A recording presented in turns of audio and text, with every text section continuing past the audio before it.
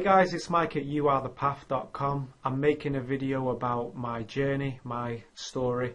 I've been reluctant to make this video because I've been afraid of revealing so much of myself, because I'm going to talk about the teachers that I've met throughout my life, the kind of books that I've read, and those books and those teachers I know are not going to resonate with everyone, but that's just life, and I'm just putting this out there anyway.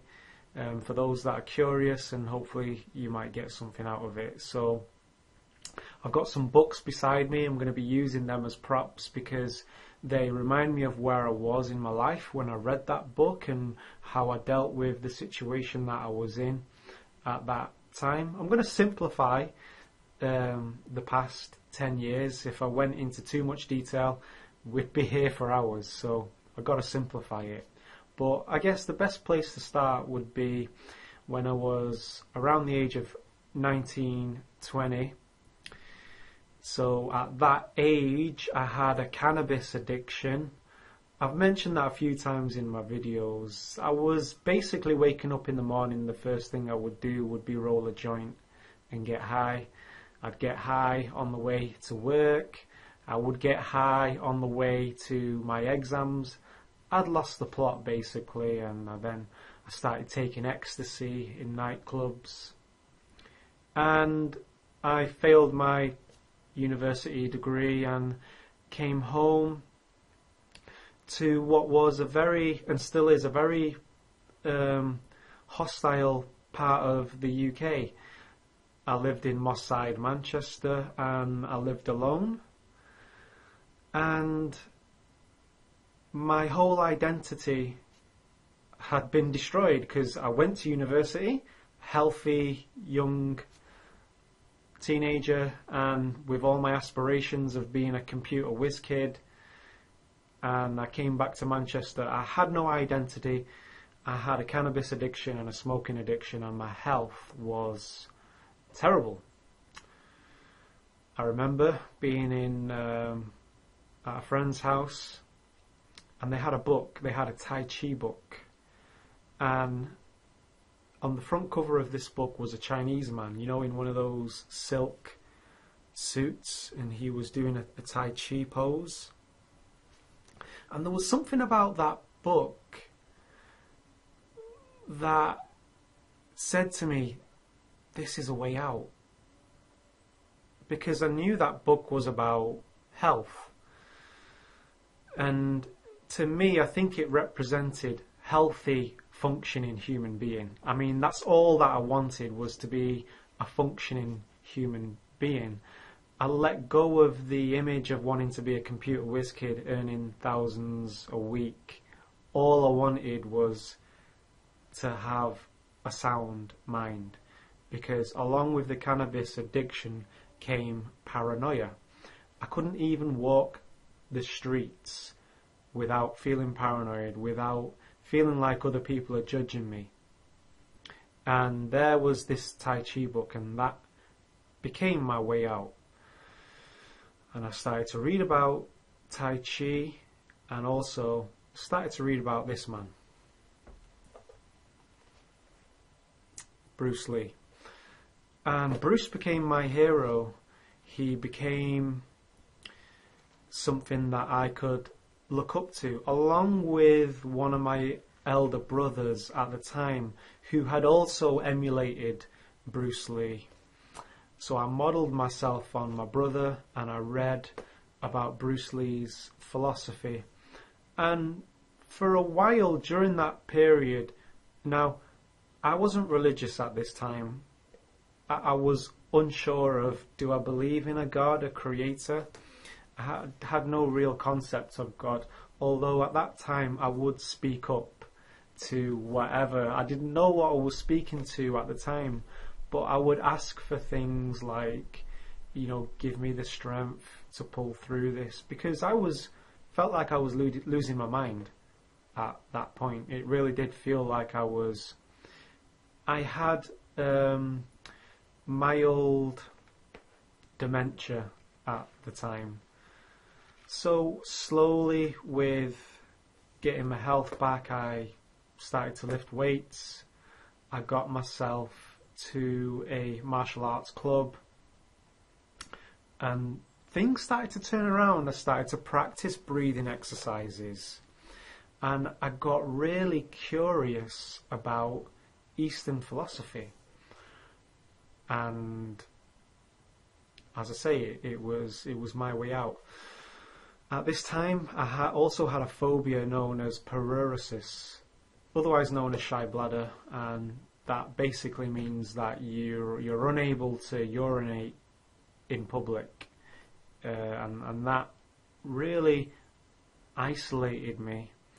And I really had no friends at that time. At that time, I spent most of my days reading about martial arts, and then I started to read about Buddhism, and that's going to take us into the next part of my journey. So around that time, doing the martial arts, you see, movement, exercise is a real great doorway to becoming comfortable in your own skin. And that's what it really gave me. It gave me a fluidity about the way I would move, about the way I started, not 100% completely, but it was the beginning of feeling at home with myself. Because I remember at that time, it felt like there was a big massive hole here. I would stand at the bus stop and it would feel like I had a great big gaping hole here. I was kind of dying inside in a way, and that was a long journey to start to feel okay around here. And I had no concept yet of chakras at that time, but I knew that something wasn't right, and I knew that there was something in the Tai Chi and Eastern philosophy. I knew there's something for me to get from this. So I started getting curious about Buddhism, and I found out about this guy, Confucius, and went out and bought a book on Confucius. One of the things I learned from this great man, philosopher, sage, he criticized the monks at the time because the monks retreated to the top of the mountain, and he publicly criticized the monks and asked them to come down off the mountain and be with the people in the community, and share your wisdom and help out with the community. And when I became aware of that kind of thinking, I became conscious of perhaps the need to have a balance between non-doing, between meditating and just being, having a balance between that and actually engaging the world of objects, and creating something with that peace and tranquility, not just being. Because I spent a lot of time just sat, just being. But I wasn't really meditating. There were thoughts going on in my head, but at the time I thought, no, I'm being a sage at this time. Didn't really know what I was doing.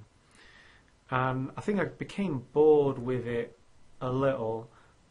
I was later to pick up that ball again, and I'm going to show you how that all ties in. It's kind of getting us into the West and the East and bringing them together, bringing religion and science together. And I would read Buddhist scriptures, and I didn't know what the hell I was reading.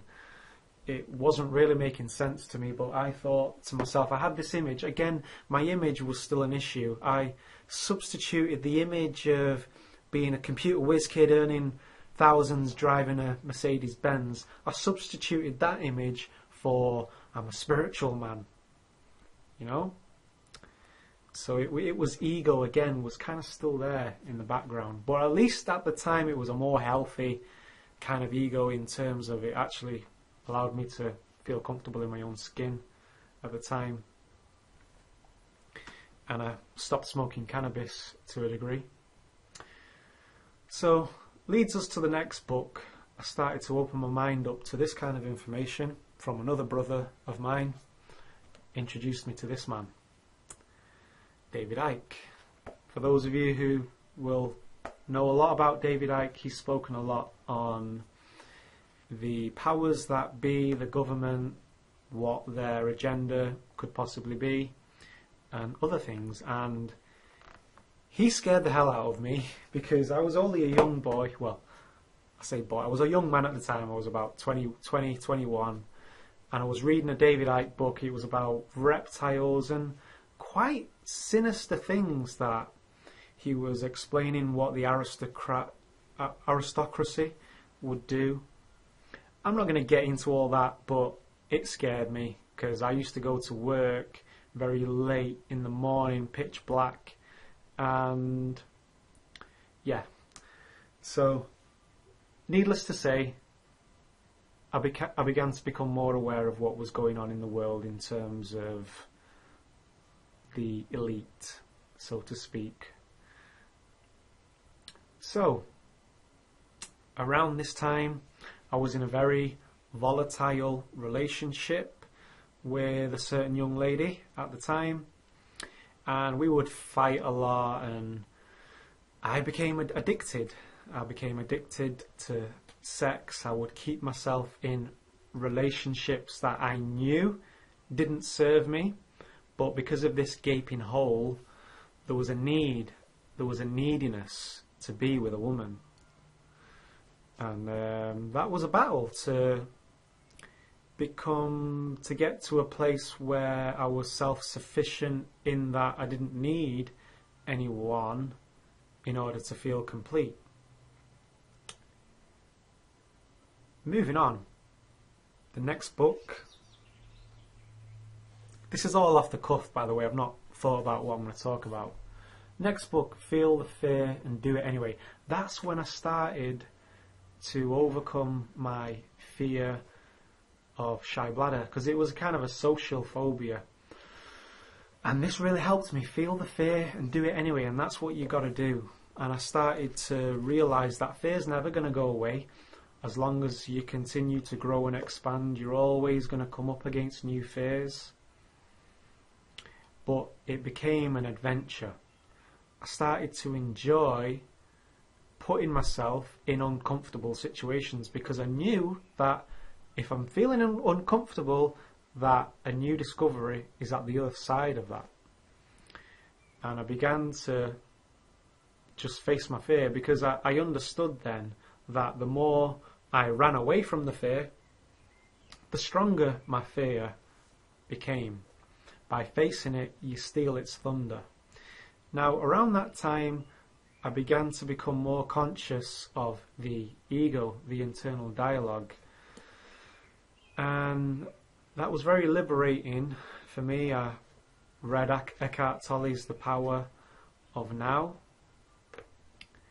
And I began to become aware of the silent witness, watching my thoughts, realizing that I'm the experiencer. I'm not the experience. So I began to develop space around what I was experiencing, whether it be anxiety or self-doubt, paranoia. I could watch it as the silent witness, and eventually those voices went away. They just weren't there anymore. So the main thing I learned from this book, though, is facing fear is less frightening than living with the underlying fear that comes from a feeling of helplessness. When you don't face your fear, when you don't step out of your comfort zone, you live with an underlying feeling of dread. You live with the underlying feeling that sooner or later the day of reckoning will come. And I realised that, okay, if I face my fear, I may fail and be disappointed, but I'm doomed if I don't try. And I began to take on fear. I embraced it, and that led to a lot of breakthroughs. I really surprised myself. It takes us to the next kind of chapter of my life. where I was drawn to this book. Celestine Prophecy, very well-known book by James Redfield. Now, when I started to read this book, I became aware of synchronicity in my life, and that's where I get my whole approach to life, is that there are no accidents. Your path will always lead you to where you need to be for the lesson that your spirit needs to learn, it needs to go through for whatever reason. And that's how I started to approach my challenges, and things started to get better for me at that point, because I started to let go of the kind of victim mentality that I had previously had. I started to look at every problem as a challenge. It was a case of, okay, what do I need to learn from this? Why is this person coming into my life? What are they reflecting back to me about me that I need to change, that I need to transform and evolve? This book, it really got me going so much that I bought the next one, which was the 10th Insight, which is all about the astral plane. Started to kind of get into that a little bit more. The astral plane is a level of reality vibrating slightly faster than this denser physical reality, and you go to this plane when you die. Death to me is like waking up. This is like a game that we all need to play in order for the experience of it. Anyway, went on to buy the next one after that, The Secret of Shambhala, which is all about how we're going to begin to use technology to aid us in evolving. Won't get into that though. Carlos Castaneda, The Art of Dreaming. For a while I explored lucid dreaming. That was very liberating.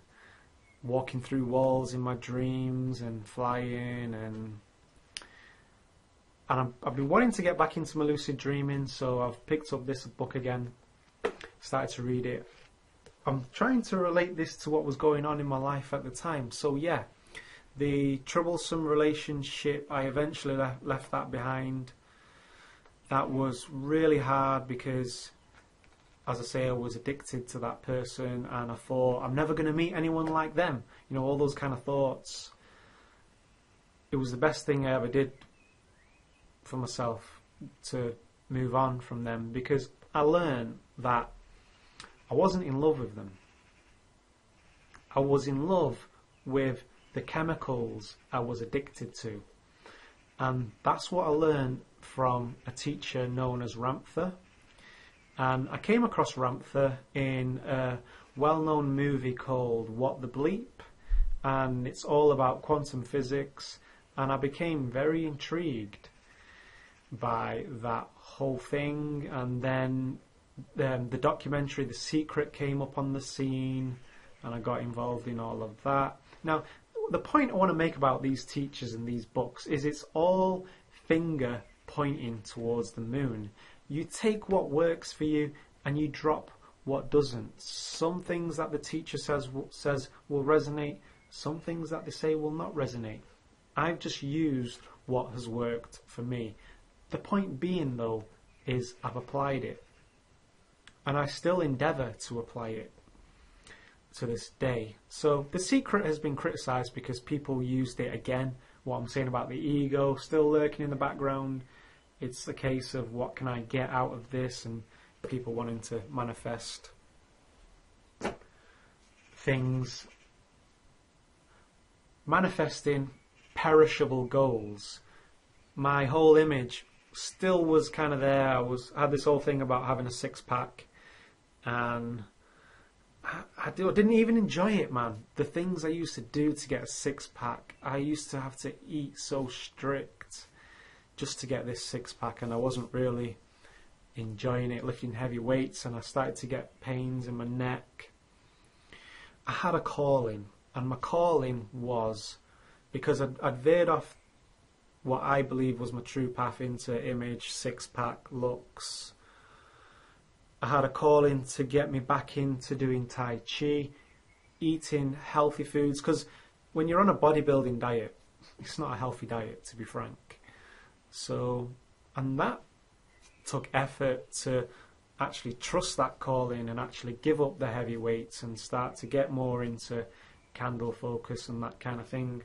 So this is a book that came on the scene, Zero Limits. And when I look at this book, it's all about how a doctor cured his mentally ill patients by changing himself. By changing his own consciousness, he changed the other patients. And I didn't really understand it until now. The way I understand it now is, and this is just off the top of my head, I know I'm getting stuff wrong and that, but the way I understand it now is that he basically shifted to another parallel universe where the patients were healed.